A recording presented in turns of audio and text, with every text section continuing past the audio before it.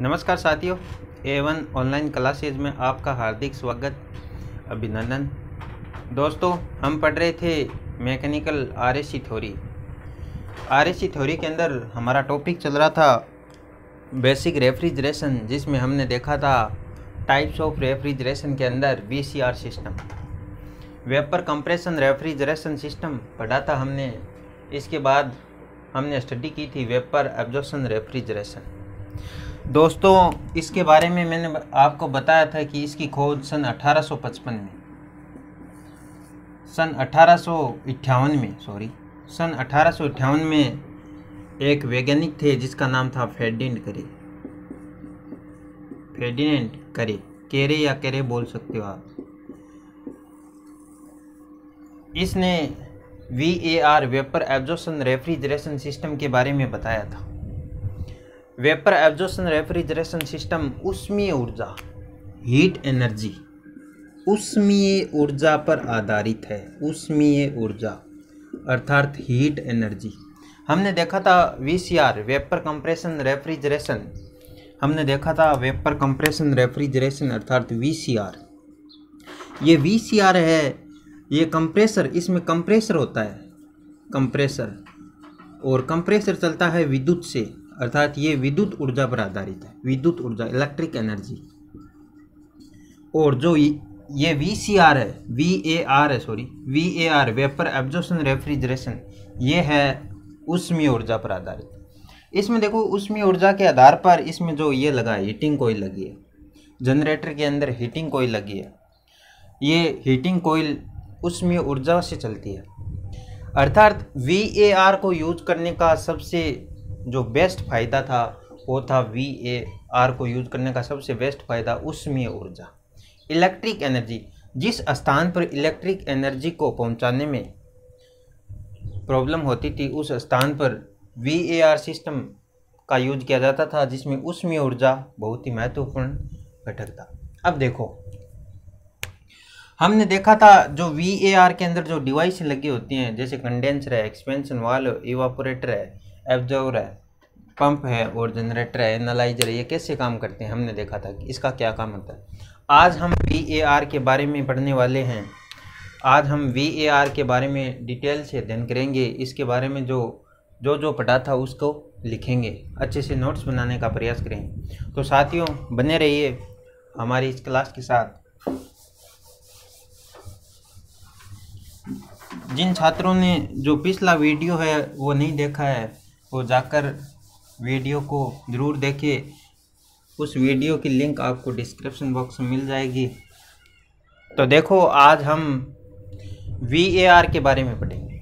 हमने देखा था VAR के अंदर जो VCR सिस्टम है उसके आधार पर ही क्रियाएं चलती हैं, एक्सपेंशन होती है, कंडेंसेशन होती है और इवापोरेशन होती है, बट इसके अंदर कंप्रेशन क्रिया नहीं होती है। कंप्रेसर के स्थान पर इसमें जनरेटर और एब्जॉर्बर लगे होते हैं जो कंप्रेसर का कार्य करते हैं। तो देखो, शुरुआत कर रहे हैं VAR की।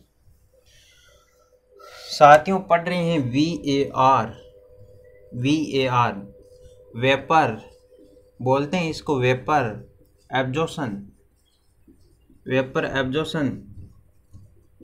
और रेफ्रिजरेशन।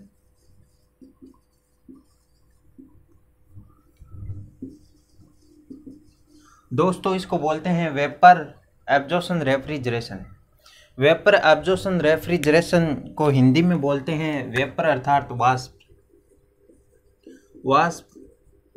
एब्जॉर्प्शन यानी अवशोषण, वाष्प अवशोषक बोल सकते हो या अवशोषण, वाष्प अवशोषण, रेफ्रिजरेशन अर्थात प्रशीतन प्रणाली।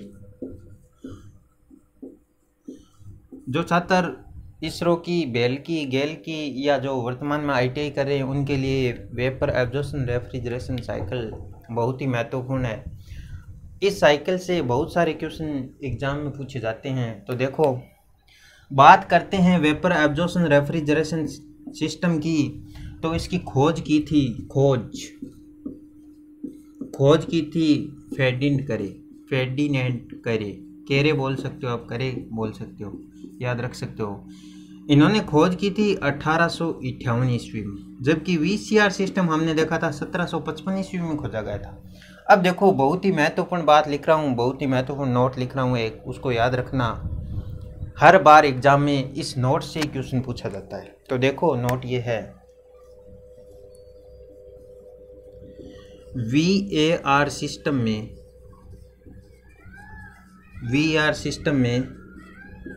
VCR vapour compression refrigeration, VAR system में वीएआर सिस्टम में वीसीआर में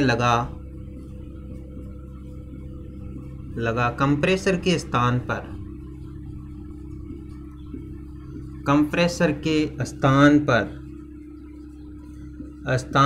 जनितर तथा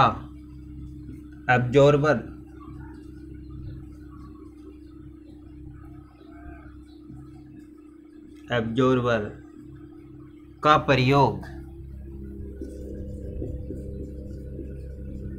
का प्रयोग किया जाता है। देखो, बहुत ही महत्वपूर्ण लाइन है, ध्यान दो। वीएआर सिस्टम में वीसीआर में लगा कंप्रेसर के स्थान पर जनितर तथा एब्जॉर्बर का प्रयोग किया जाता है। अर्थात वीसीआर में जो गैस को संपीड़ित अर्थात गैस को कंप्रेस करने के लिए, गैस का प्रेशर और टेम्परेचर बढ़ाने के लिए कंप्रेसर का प्रयोग किया जाता है वीसीआर में, वेपर कंप्रेशन रेफ्रिजरेशन। बट इसमें देखो, वेपर एब्जॉर्प्शन रेफ्रिजरेशन, अर्थात इसमें एब्जॉर्बर और जनितर लगा होता है जो गैस को क्या करता है, प्रेशर और टेम्परेचर बढ़ाता है। अर्थात आगे गैस है वो कंडेंसर में जाकर कंडेंसेशन हो जाए, गैस क्या हो जाए, कंडेंसेशन, अर्थात वेपर से लिक्विड में कन्वर्ट हो जाए। तो देखो,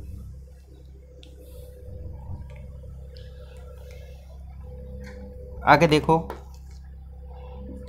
वीसीआर में विद्युत ऊर्जा का प्रयोग किया जाता है। विद्युत ऊर्जा का प्रयोग कंप्रेसर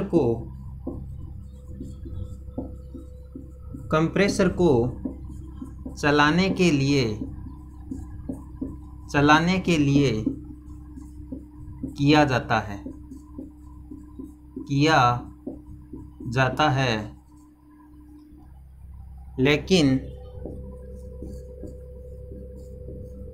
लेकिन VAR vapour absorption refrigeration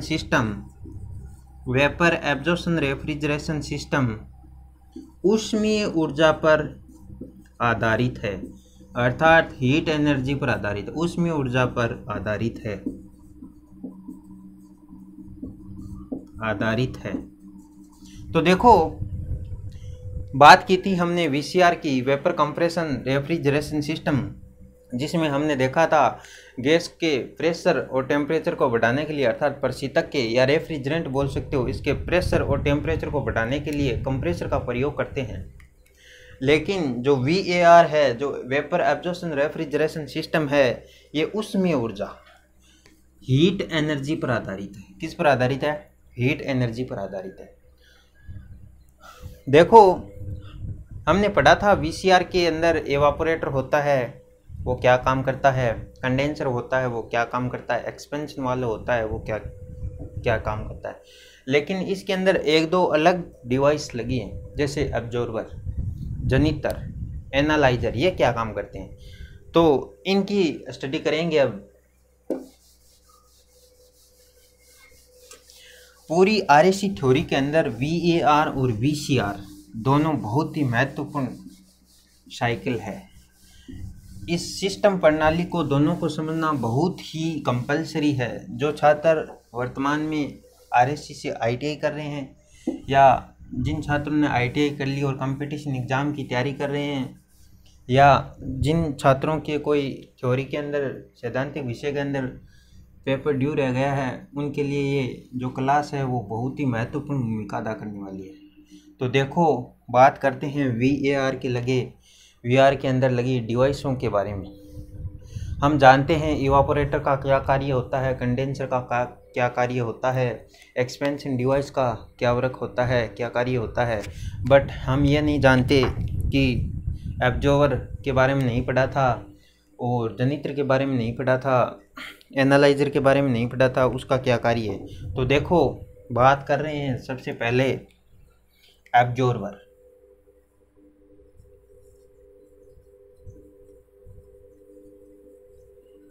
absorber अर्थात इसको बोलते हैं अवशोषक।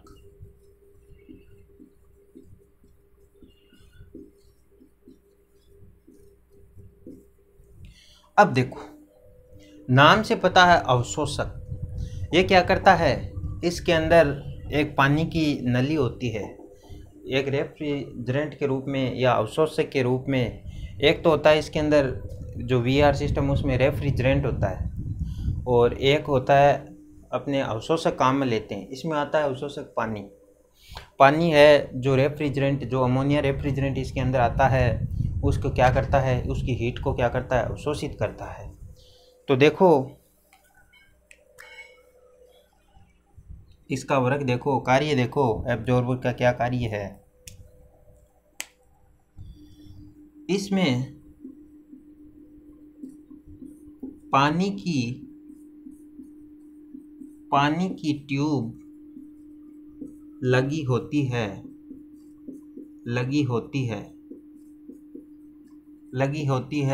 जो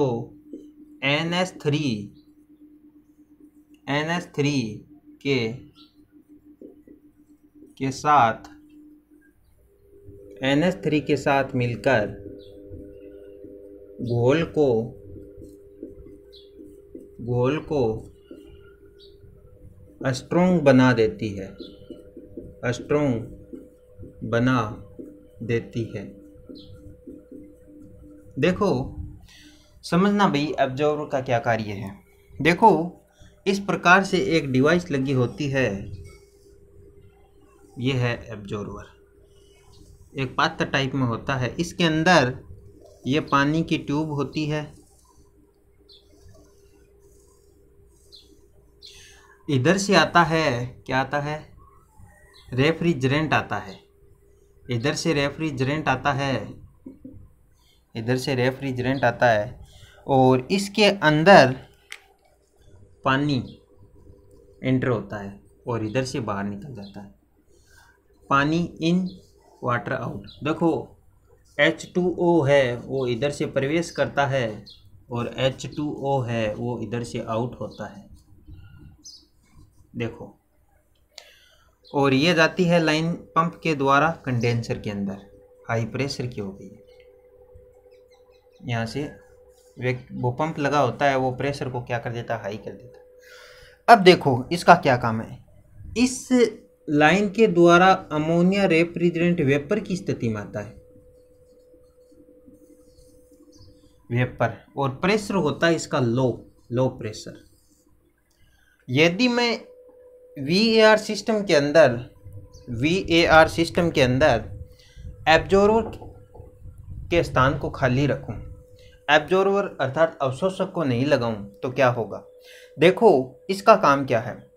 तो ये वेपर डायरेक्ट किस में जाएगी, जनित्र में, और जनित्र में क्या करना पड़ेगा, जनित्र के आकार को बहुत बड़ा करना पड़ेगा, क्योंकि जो वेपर होती है उसका वॉल्यूम क्या होता है, आयतन क्या होता है, अधिक होता है।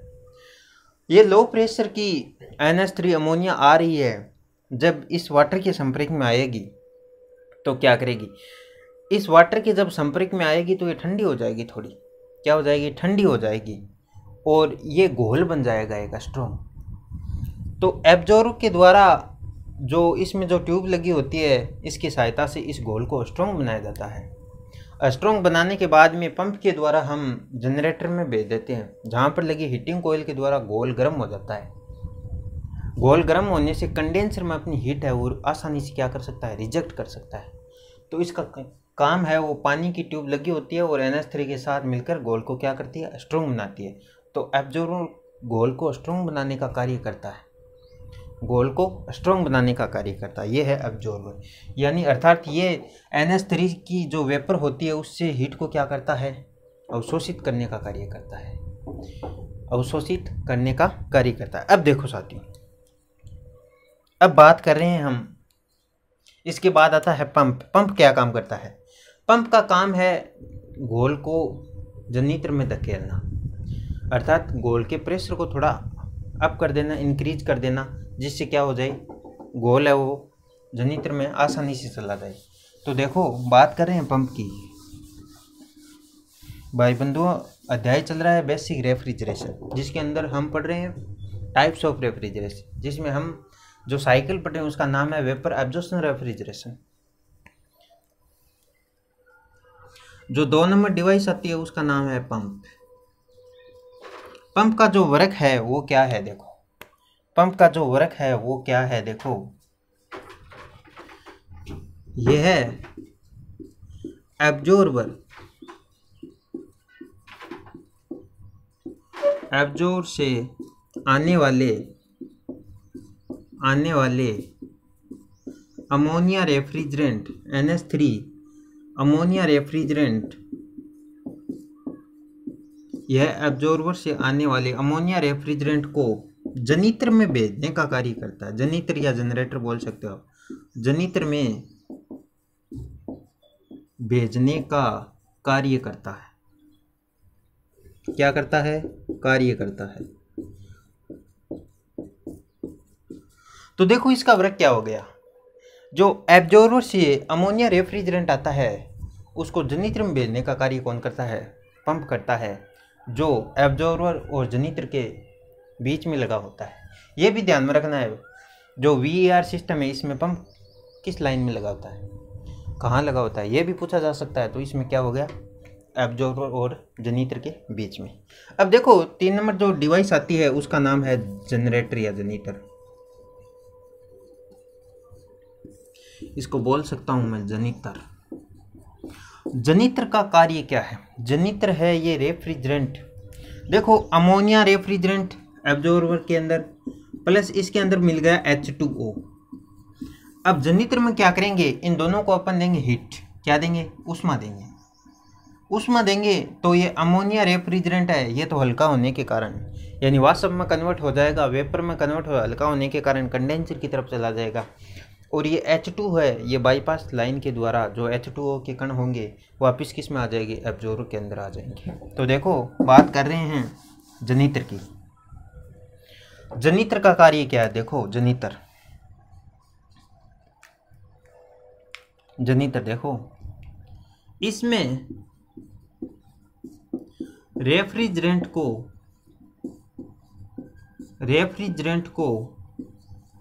ऊष्मीय ऊर्जा के द्वारा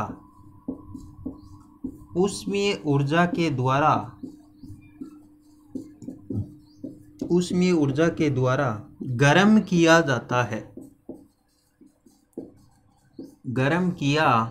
जाता है। इसमें रेफ्रिजरेंट को ऊष्मीय ऊर्जा के द्वारा गर्म किया जाता है, जिससे NH3 अमोनिया वेपर तथा H2O अर्थात जल के कण अलग अलग हो जाते हैं। अलग हो जाते हैं। अमोनिया रेफ्रिजरेंट, अगर देखो अमोनिया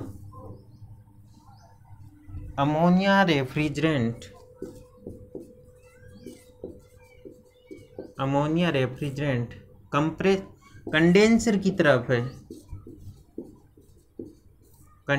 की तरफ है चली जाती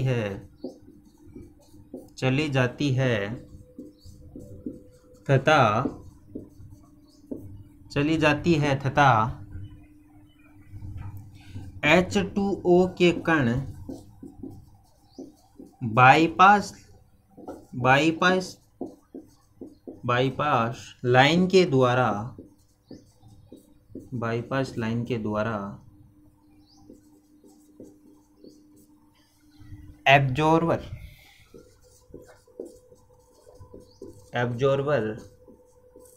में आ जाता है। तो देखो जनरेटर का काम क्या होगा।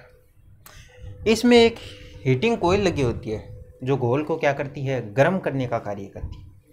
गर्म करने से क्यों करते हैं घोल को गर्म, क्योंकि इस जनरेटर के बाद जो VAR वेपर एब्जॉर्प्शन रेफ्रिजरेशन के अंदर जो डिवाइस लगी होती है उसका नाम है कंडेंसर। कंडेंसर के अंदर हमें जो रेफ्रिजरेंट की हीट है जो एवापोरेटर में अवशोषित की गई थी हीट, उसको क्या करना है, रिजेक्ट करना है। उस हीट को रिजेक्ट करने के लिए रेफ्रिजरेंट का टेम्परेचर कंडेंसर के टेम्परेचर से उच्च होना चाहिए, इसलिए हम घोल को क्या करते हैं, गर्म करते हैं। गर्म करने की आवश्यकता इसलिए पड़ी, गर्म करने से H2O के कण और NH3 अमोनिया जो रेफ्रिजरेंट होगा उसके कण अलग अलग हो जाते हैं।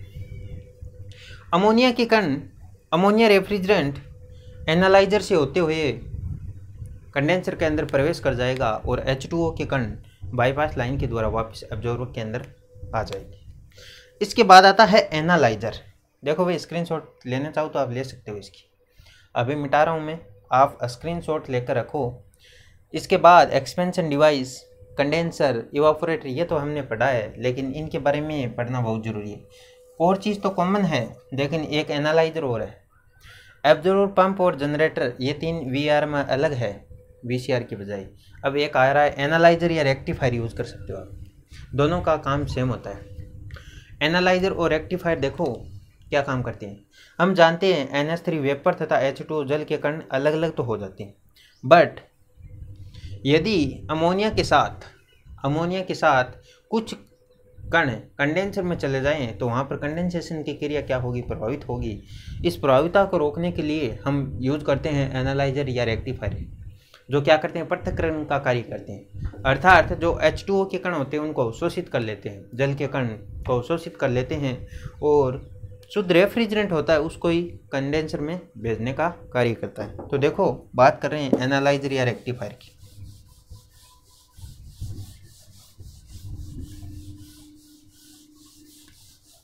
साथियों, आपको कमेंट बॉक्स में बताना है कि चैप्टर समझ में आ रहा है या नहीं आ रहा है। समझ में तो आना चाहिए आपके, क्योंकि मैं आसान भाषा में पढ़ाने का अभ्यास कर रहा हूँ आपको।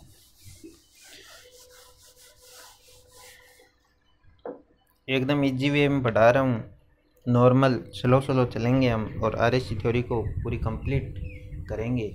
तो देखो, बात कर रहे हैं एनालाइजर की। तो 4 नंबर आता है डिवाइस, उसका नाम है एनालाइजर।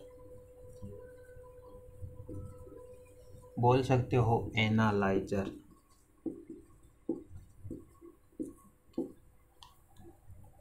देखो, एनालाइजर का काम क्या है। इसके द्वारा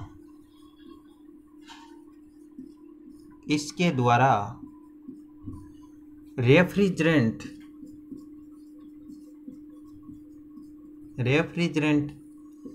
में मिले या रेफ्रिजरेंट में मिले पानी के कणों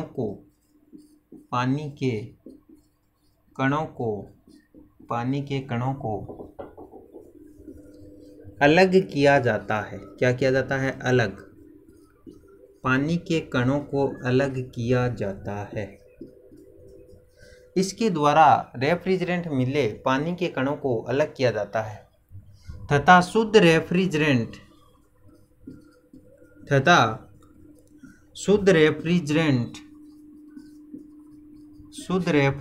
ही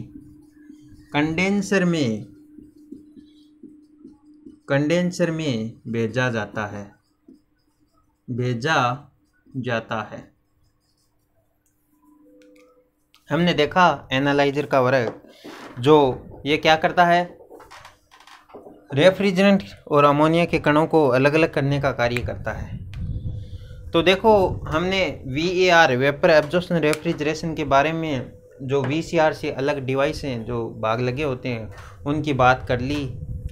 हमने देखा था VAR वेपर एब्जॉर्प्शन रेफ्रिजरेशन की खोज सन 1858 में फेर्डिनेंड कैरे ने की थी। इसमें जो कंप्रेसर चलाने के लिए VCR में यूज़ करते हैं इलेक्ट्रिक एनर्जी, उसके स्थान पर इसमें हीट एनर्जी, उसमें ये ऊर्जा का प्रयोग किया जाता है। हमने देखा इसके अंदर इवापोरेटर होता है, एब्जॉर्बर होता है, और जनित्र होता है, पंप होता है, कंडेंसर होता है, एक्सपेंशन डिवाइस होती है, और प्रेशर रिड्यूसिंग वाल्व होता है। हमने देखा था इवापोरेटर के द्वारा इवापोरेशन का कार्य किया जाता है, अर्थात उस स्थान पर रखे खाद्य पदार्थ या पेय पदार्थ की हीट को एब्जॉर्ब करके और उस स्थान पर कूलिंग प्रदान की जाती है। हमने देखा कि एब्जॉर्बर होता है वो पानी या H2O के माध्यम से क्या करता है, उस वेपर या अमोनिया रेफ्रिजरेंट की हीट को क्या करता है, अवशोषित करता है, अर्थात घोल को क्या करता है, स्ट्रॉन्ग बनाने का कार्य करता है। पंप के द्वारा जो रेफ्रिजरेंट होता है उसको एब्जॉर्बर से जनित्र में भेजने का कार्य किया जाता है। जनित्र है वो हीट एनर्जी के माध्यम से घोल को क्या करता है, गर्म करता है, और अमोनिया के कण और H2O के कण अलग अलग हो जाते हैं। हमने देखा कि एनालाइजर है वो पृथक्करण का कार्य करता है, अर्थात शुद्ध रेफ्रिजरेंट को ही कंडेंसर में भेजने का कार्य करता है। कंडेंसर होता है वो हीट को रिजेक्ट करता है। कंडेंसर होता है वो कंडेंसेशन का काम करता है, वेपर से रेफ्रिजरेंट को लिक्विड में बदलने का कार्य करता है। एक्सपेंशन होता है वो गैस के प्रेशर को कम करने का कार्य करता है, और इवापोरेशन जो इवापोरेटर होता है वो इवापोरेशन का कार्य करता है। इस प्रकार से ये साइकिल लगातार चलती रहती है। तो साथियों, बेसिक रेफ्रिजरेशन अध्याय के अंदर हमने VCR पढ़ लिया, VAR पढ़ लिया। अब एक जो महत्वपूर्ण है वो और पढ़ेंगे, एक साइकिल एयर एक्सपेंशन रेफ्रिजरेशन, और भी रेफ्रिजरेशन साइकिल है, बर्फ़ रेफ्रिजरेशन अर्थात आइस रेफ्रिजरेशन, थर्मोइलेक्ट्रिक रेफ्रिजरेशन, इनके बारे में मैं आपको नॉर्मल बताऊंगा, लेकिन जो महत्वपूर्ण साइकिल है उनके बारे में हम डिटेल से पढ़ेंगे। और इसके बाद हम शुरुआत करेंगे कंप्रेसर की। कंप्रेसर अध्याय की शुरुआत करेंगे, लेकिन 1-2 क्लास और होगी, उसके बाद होगा कंप्रेसर अध्याय की शुरुआत। आपकी क्लासें जो आ रही हैं उनको अटेंड करिए। पिछली जो क्लास हुई थी उसकी लिंक आपको डिस्क्रिप्शन बॉक्स में मिल जाएगी। बने रहिए A1 ऑनलाइन क्लासेज के YouTube चैनल के साथ। मिलते हैं नेक्स्ट क्लास में, तब तक के लिए सभी साथियों को नमस्कार। जय हिंद, जय भारत।